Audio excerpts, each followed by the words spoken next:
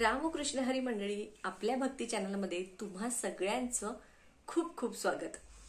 उद्या कोजागिरी पौर्णिमा। कोजागिरी पौर्णिमेच्या दिवशी मी तुम्हाला आता एक उपाय सांगणार आहे की जो आपल्या इच्छा प्राप्तीसाठी आहे, तो तुम्हाला करायचा आहे।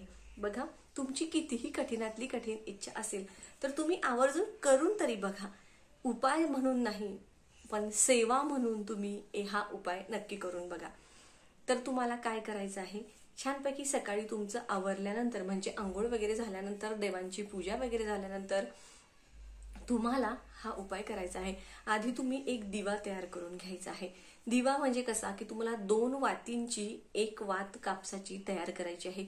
त्या वातीला तुम्हाला हळदी कुंकूची बोट जी आहे ती लावून घ्यायची आहे। त्यानंतर तुम्हाला एक मातीची पणती घ्यायची आहे।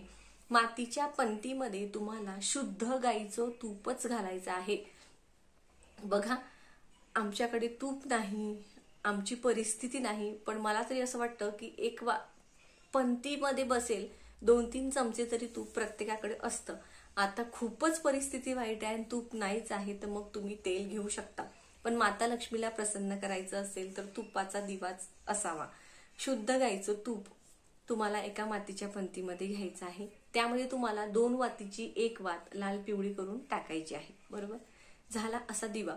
आता हळदी कुंकू अक्षदा फुलं धूप दीप तुम्हाला ताटामध्ये फुलं काढून घ्यायची आहेत आणि एका तांब्याच्या याच्यामध्ये पाणी घ्यायचं आहे। पाणी स्वच्छ घ्यायचं, त्यामध्ये तुम्हाला चिमूटभर हळद टाकायची आहे आणि थोडासा गुळ म्हणजे छोटासा गुळाचा एक खडा त्या पाण्यामध्ये टाकायचा आहे। आता हे आरतीचं ताट घेऊन आपल्याला आपल्या घरामध्येच आपल्या अंगणामध्ये जी तुळशी माता आहे, जिला साक्षात लक्ष्मीचं स्वरूप मानलं जातं, तिथे जाऊन बसायचं आहे। तुळशीला सगळ्यात आधी गूळ आणि हळद घातलेलं पाणी अर्पण करायचं आहे। त्यानंतर हळदी कुंकू लावून पूजा करून घ्यायची आहे। एक फूल अर्पण करायचं आहे, धूप लावायचा आहे आणि जो दिवा 2 कापसाच्या वातीची एक वात शुद्ध गाईच्या तुपाचा दिवा, मातीची जी पंटी आपण घेतलेली आहे ती आपल्याला तिथे ठेवायची आहे। मात्र ती तशीच ठेवायची नाही, त्याला खाली फुलं तुम्ही ठेवू शकता किंवा तांदळाचं आसन किंवा फुलांचं आसन तुम्हाला त्या दिव्याला द्यायचं आहे। दिवा कधीही जमिनीवर डायरेक्ट ठेवायचा नाही। आता ह्या दिव्याचं जे तोंड आहे ते उत्तर दिशेला तुम्हाला करायचं आहे। लक्षात घ्या, दिव्याचं तोंड उत्तर दिशेलाच करायचं आहे। नंतर तो दिवा तुम्हाला प्रज्वलित करायचा आहे। प्रज्वलित केल्यानंतर तुम्हाला बघा तिथेच बसून 3 वेळा कनकधारा स्तोत्राचं पठण करायचं आहे। कनकधारा स्तोत्र तुम्हाला युट्यूबला गुगलला मिळून जाईल किंवा मग मी तुम्हाला व्हिडिओच्या शेवटी देते किंवा डिस्क्रिप्शन बॉक्समध्ये कनकधारा स्तोत्र देते। तर 3 वेळा सलग कंटिन्यू तिथेच बसून 3 वेळा कनकधाराचं स्तोत्र पठण करायचं आहे। आता कनकधारा स्तोत्राचं पठण करून झाल्यानंतर तुम्हाला त्या तुळशी मातेला 11 प्रदक्षिणा घालायच्या आहेत।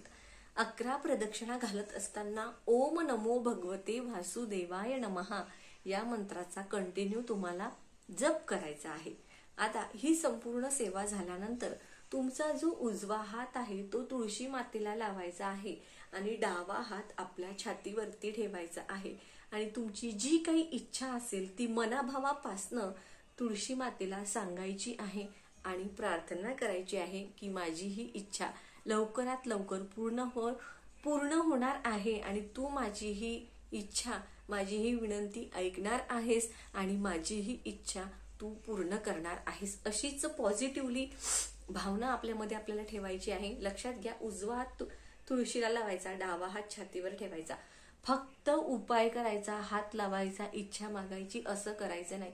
व्यवस्थित गूळ आणि हळद घातलेलं पाणी आधी अर्पण करायचं, शुद्ध गाईच्या तुपाचा दिवा लावायचा, 3 वेळा कनकधाराचा स्तोत्राचं पठण करायचं, 11 प्रदक्षिणा मारून ओम नमो भगवते वासुदेवाय नमः मंत्राचा जप करायचा। आता ही संपूर्ण सेवा सकाळी केली।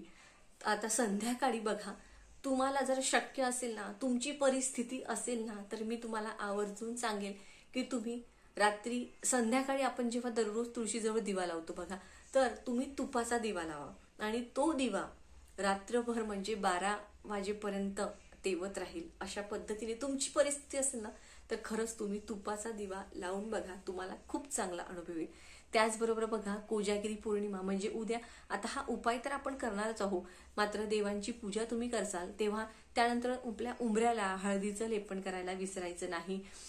कुलदेवतेचा टाक असेल तर कुलदेवतेच्या टाकावर ओम एम ह्रीम क्लीम चामुंडाय विच्चे नमो नमहा असं म्हणत 11 वेळा का होईना कुंकुमार्चन करा. श्रीयंत्र असेल तर ओम श्री महालक्ष्मी नमो नमहा म्हणत कुंकुमार्चन करा. कवड्या ज्या लॉकरमध्ये ठेवलेल्या असतील, देवघरात ठेवलेल्या असतील, त्या काढा, त्यांना अभिमंत्रित करा.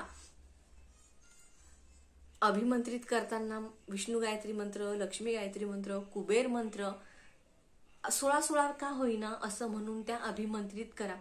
बघा, ईशान्य कोपऱ्यामध्ये शुद्ध गाईच्या तुपाचा दिवा संध्याकाळी नक्की लावा. त्यामध्ये केशर आणि लवंग नक्की टाका. माता लक्ष्मीला हा सुगंध, ह्या वस्तू खूप प्रिय आहेत. कोजागिरी पौर्णिमा कोण जागतय रे, रात्री 12 वाजता माता लक्ष्मी, भगवान विष्णू, इंद्र, चंद्र यांची पूजा करायला विसरू नका. अगदी साधी सोप्या पद्धतीनं तुम्ही पूजा करू शकता. सेवा देखील करायची आहे. माता लक्ष्मीचं स्वागत कसं करावं, कोजागिरी पौर्णिमेला उपाय काय करावे, कोजागिरी पौर्णिमेची पूजा कशी करावी, हे संपूर्ण व्हिडिओ आपल्या चॅनलवरती आहे, तुम्ही बघू शकता. आणि हा जो तुळशी मातेला स्पर्श करून तुमची इच्छा प्राप्तीचा उपाय देखील तुम्ही मनाभावापासून नक्की करून बघा. तुम्हाला याचा खूप चांगला फायदा होईल.